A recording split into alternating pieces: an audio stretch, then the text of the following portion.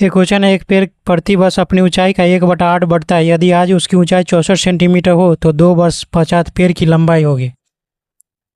देखिए, यह है, मान लेते हैं पहला वर्ष और यह है दूसरा वर्ष, और पेड़ की अभी जो ऊंचाई है वह है 64 सेंटीमीटर।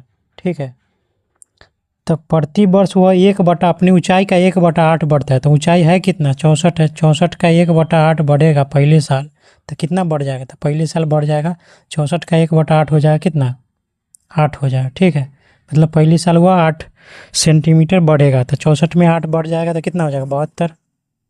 ठीक है, फिर दूसरा वर्ष क्या होगा, दूसरे वर्ष के लिए उसकी ऊंचाई बढ़ के कितना हो गया है, 72 होगा। अब इस 72 का वह 1/8 बढ़ेगा, तो 72 का 1/8 निकालेंगे तो आ जाएगा कितना, 9 सेंटीमीटर। ठीक है, तो फिर इसमें 72 में 9 ऐड कर देंगे, तो 72 में 9 ऐड कर देंगे तो कितना हो जाएगा, 81। तो वह 2 वर्ष पश्चात उसकी ऊंचाई कितना हो जाएगा, 81 सेंटीमीटर हो जाता है। इसका डी ऑप्शन सही है। देखिए, इसको एक और तरीका से बनाते हैं।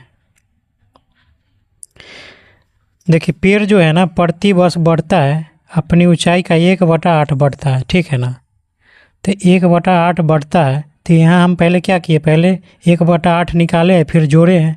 यहाँ क्या करेंगे ना, जब 8 में 1 बढ़ रहा है ना, तो ये हो जाएगा अपनी ऊंचाई का 9/8 गुना हो जाएगा। कितना हो जाएगा, 8 में 1 जोड़ देंगे तो 9/8 हो जाएगा।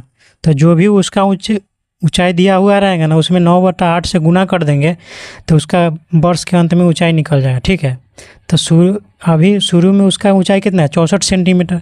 तो 64 में हम क्या कर देंगे ना, 64 में हम 9/8 से गुना कर देंगे तो वह